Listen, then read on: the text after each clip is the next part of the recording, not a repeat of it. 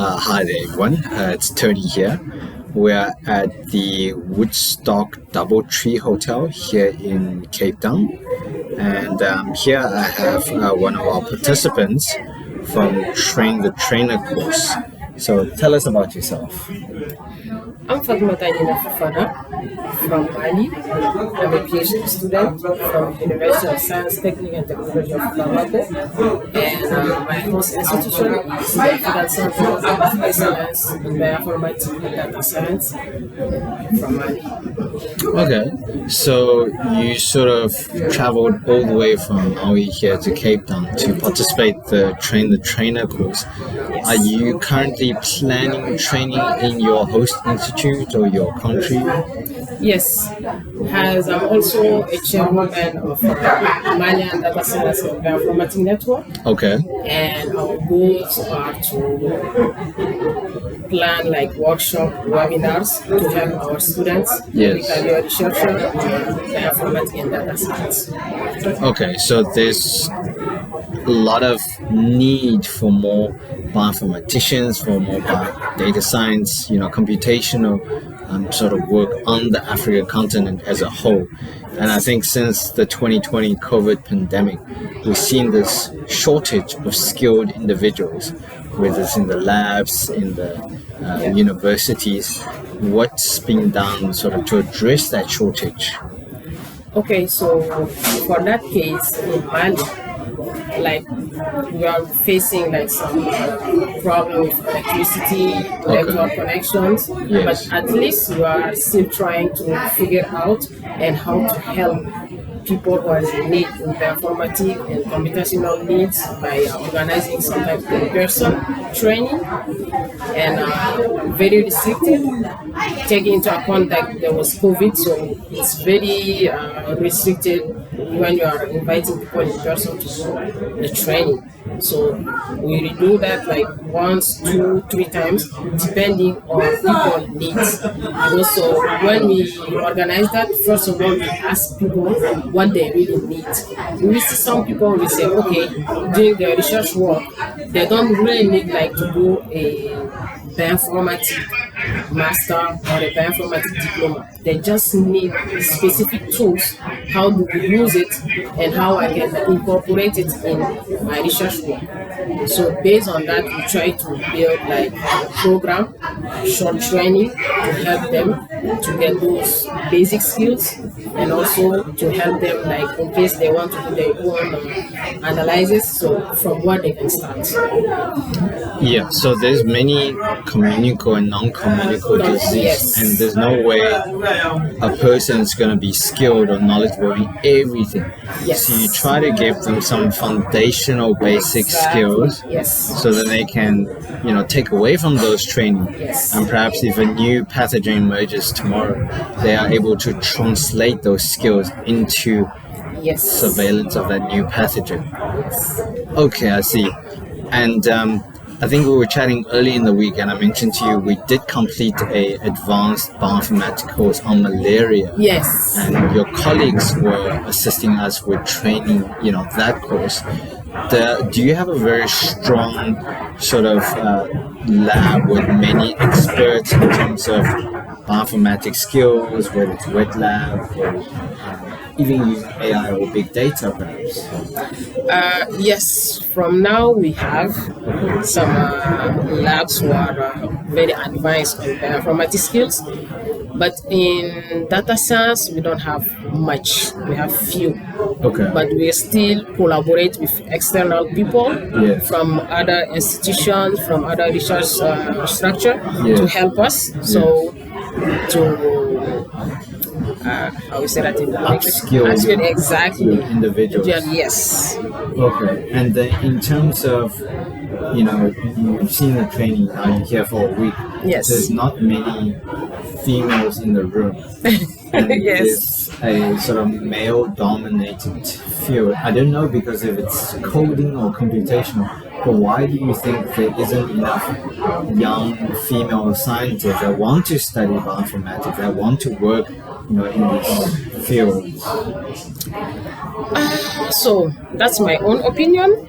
Like in Mali, like we have like our society is a bit different. Yeah. So you will see it's not easy for girl to do long studies.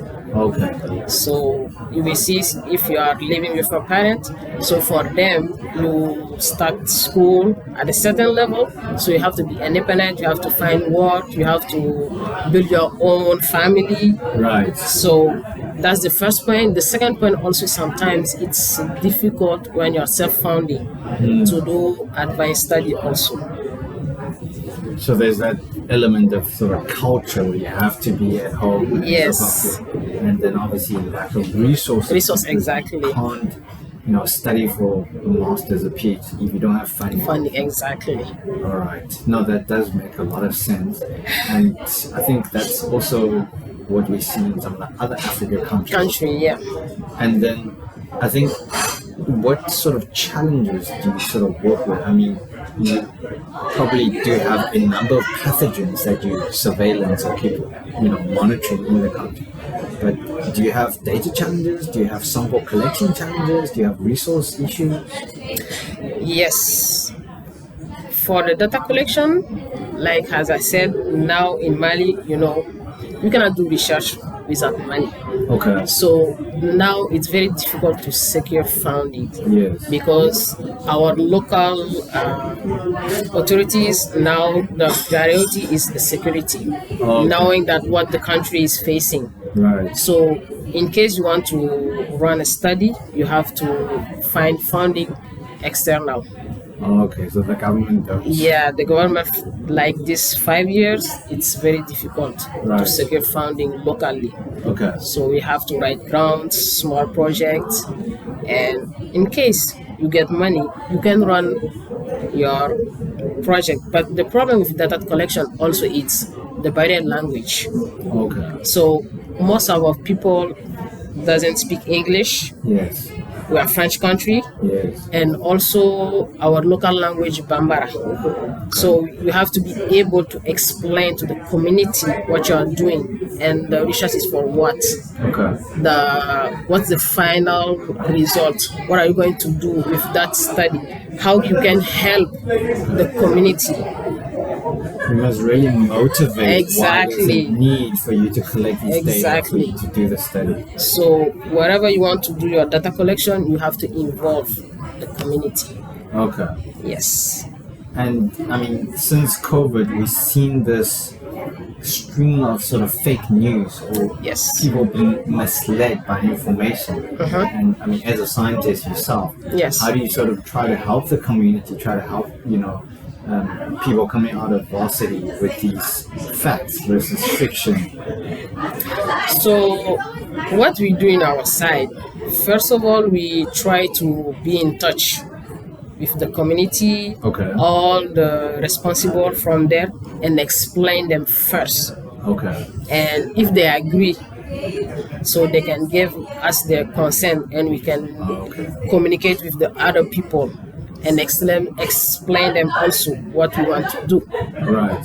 So without that, it's not easy to run your study because people, as you said, with the misinformation, people are now very scared. Yes. And we all know now with data security, Yes, data sharing, so it's very challenging. Right. So you have to be very open.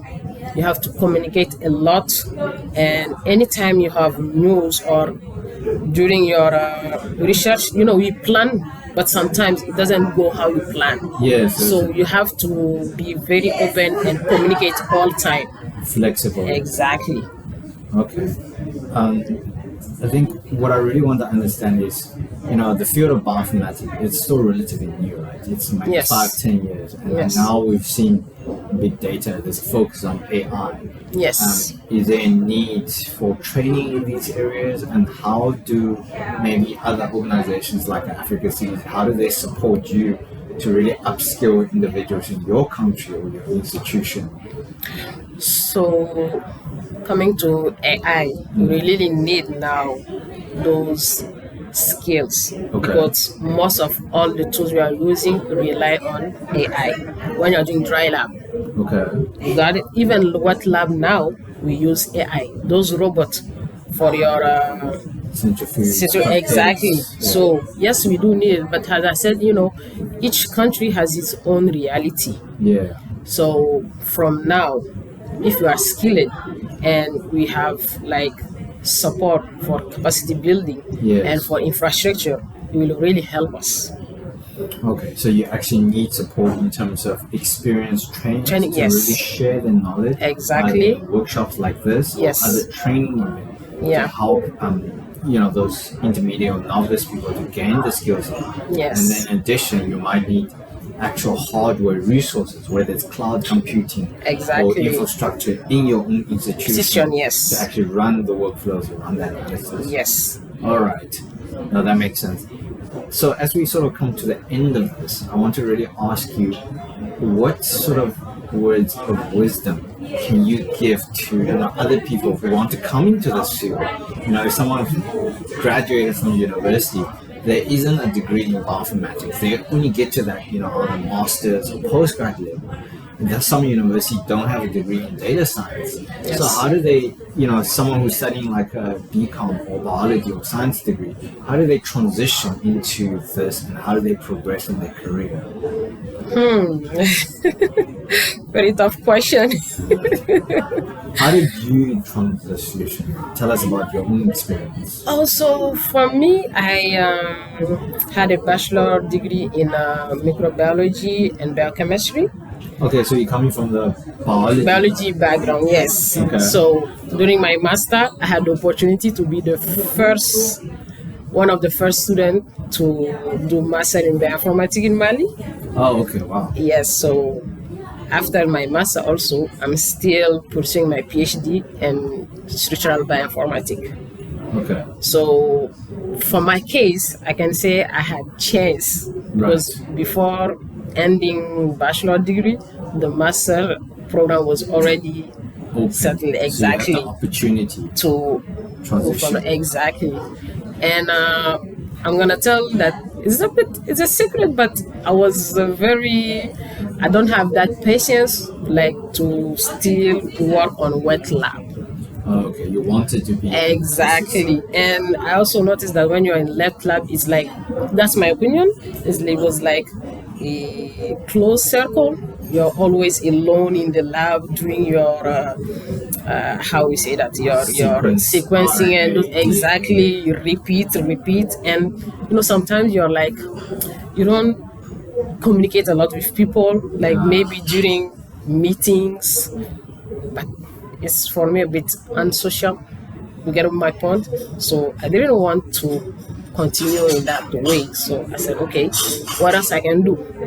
And since the bioinformatics course have been launched, okay, I was looking at, okay, since I have a biology background, I said, okay, bioinformatics, you will need like experience in molecular biology, biochemistry, and so I can say for me it was easy to pursue bioinformatics if I have to take my case. And that transition, because now you have to learn programming. Exactly, coding, yes. That was a bit challenging, but with open source courses online, and also with we have like in our master program, there is a specific program also to help students if you have some challenges with programming skills and so on.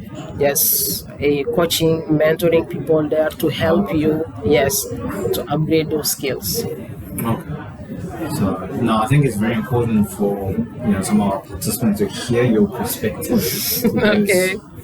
As we run these trainings, we really don't see a lot of female. Yes. And I don't know how we can encourage young females to come into it, because this is a new field, so there's a lot of job opportunities. Yes. And as you said, those initial challenges, we need to figure out how to give bursaries to young females. We need to convince them that you don't always need to start a family, you can pursue your career. Exactly. Okay. No, thank you very much for your time. You're welcome. Thank you.